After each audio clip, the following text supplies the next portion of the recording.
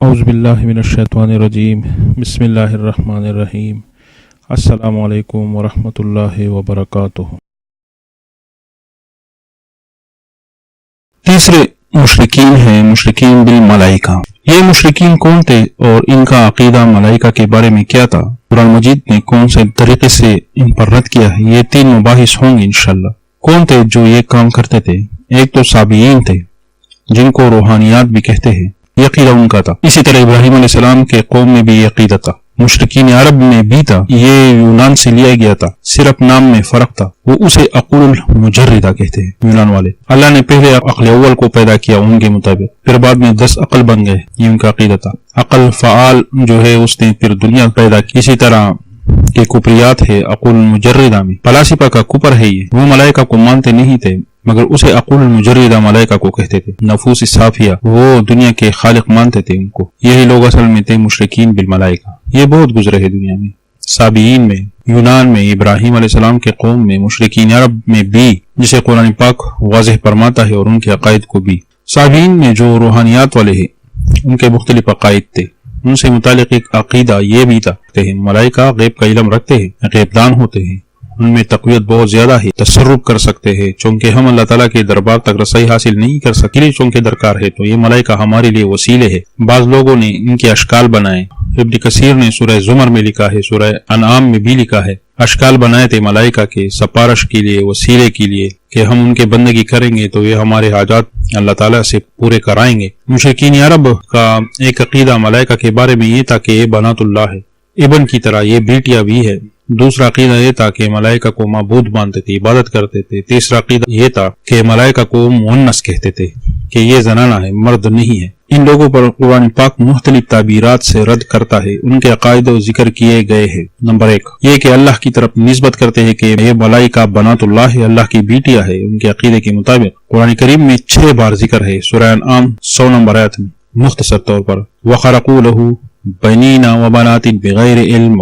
خرقہ کہتے ہیں اس کو کہ اپنے لیے بنائے، جھوٹ بنایا ہے، وہ جھوٹ گڑا ہے، بیٹے ہے اور بیٹیاں ہے۔ سورہ نحل میں تفصیلاً پھر ذکر ہے 57 نمبر آیت میں، وَيَجْعَلُونَ لِلَّهِ الْبَنَاتِ سُبْحَانَهُ وَلَهُم مَّا يَشْتَهُونَ۔ سورہ صافات میں بھی 149 نمبر آیت میں ہے، فَاسْتَفْتِهِمْ عَلِرَبِّكَ الْبَنَاتُ وَلَهُمُ الْبَنُونَ۔ سورہ زخرف میں بھی فرماتے ہیں، سورہ طور میں بھی ہے اس طرح۔ یہود میں تو 2 گروہ تھے، مشرکین عرب تو بہت زیادہ جاہل تھے، وہ حقیقی عقیدہ رکھتے تھے کہ ملائکہ اللہ تعالیٰ کی حقیقی بیٹیاں ہے، بنات حقیقیہ اس کو کہتے ہیں، کہ یہ اللہ تعالیٰ کی حقیقی بیٹیاں ہے۔ نعوذ باللہ، اللہ اکبر۔ قرآن کریم اس لیے ان پر رد کرتا ہے، یہ تو پھر لازم تھا کہ یہ اللہ تعالیٰ کی چونکہ بیٹیاں ہے تو اللہ تعالیٰ نے اختیارات بھی دے رکھے ہیں، پردے میں ہے بیٹیاں، ہمارے حاجات اللہ تعالیٰ سے پورا کرا سکتے ہیں۔ ایک تعبیر تو یہ ہے۔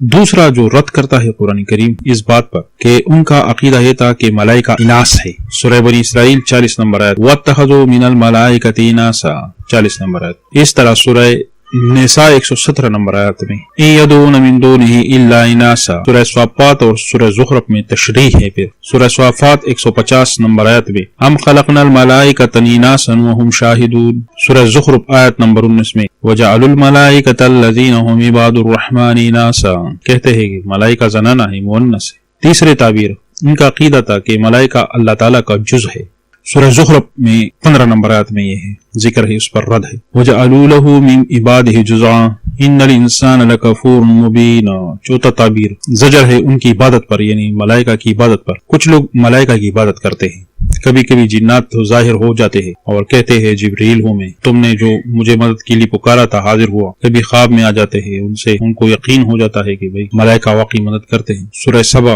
41 نمبر آیت میں فرمایا، قیامت میں جب ملائکہ سے پوچھا جائے گا کہ یہ لوگ تو تمہاری عبادت کرتے تھے، تو ملائکہ جواب دیں گے نہیں، وہ تو جنات کی عبادت کرتے تھے، جنات ہمارے شکل بنا کر آتے تھے ان کے سامنے۔ قالوا سبحانک انت ولینا من دونہم بل كانوا يعبدون الجن اکثرهم بهم مؤمنون۔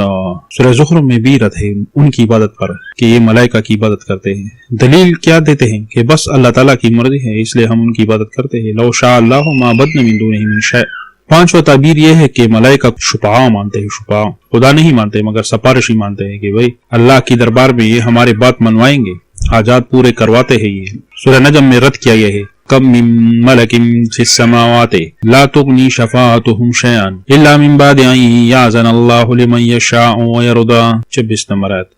لا تغنی شفاعتهم، آسمان کا ذکر اس لیے یہاں کیا گیا کہ یہ عقیدہ ان کا آسمانی ملائکہ سے متعلق تھا، زمین کے ملائکہ اسے نہیں کر سکتے. شتى تعبیر اور رد ہے اس عقیدے پر کہ ملائکہ کو علم غیب ہے. اس پر بھی قرآن مجید نے قرآن مجید نے رد کیا ہے. یہ عقیدہ کہ لا عقل کل ہے، یعنی ہر چیز پر خبر ہے. اللہ تعالیٰ نے فرمایا ملائکہ تو ظاہر کرتے، اظہار کرتے ہیں. قالوا سبحانك لا علم لنا الا ما علمتنا انك انت العليم الحكيم، سورہ بقرہ 32 نمبر آیت. یعنی وہ خود اظہار کرتے ہیں کہ ہمیں کچھ علم نہیں ہے، ہمارے پاس کچھ بھی نہیں ہے، ہم نہیں جانتے کچھ بھی. اظہار کر رہے ہیں باقاعدہ. 7واں تعبیر یہ ہے کہ ملائکہ اللہ تعالیٰ کی بندگی کرتے ہیں، بندہ تو عاجز ہوتا ہے. 8واں تعبیر یہ ہے کہ ملائکہ تسبیح کرتے ہیں، خوف طاری ہوتا ہے ان پر. دلیل یہ ہے کہ وہ الہ نہیں ہے. وَيُسَبِّحُ الرَّعْدُ بِحَمْدِهِ وَالْمَلَائِكَةُ مِنْ خِيفَةٍ، سورہ رات 13 نمبر آیت. 9واں تعبیر ہے ملائکہ عاجز ہے، بے اختیار ہے، اللہ تعالیٰ کے حکم کے بغیر کچھ بھی نہیں کر سکتے.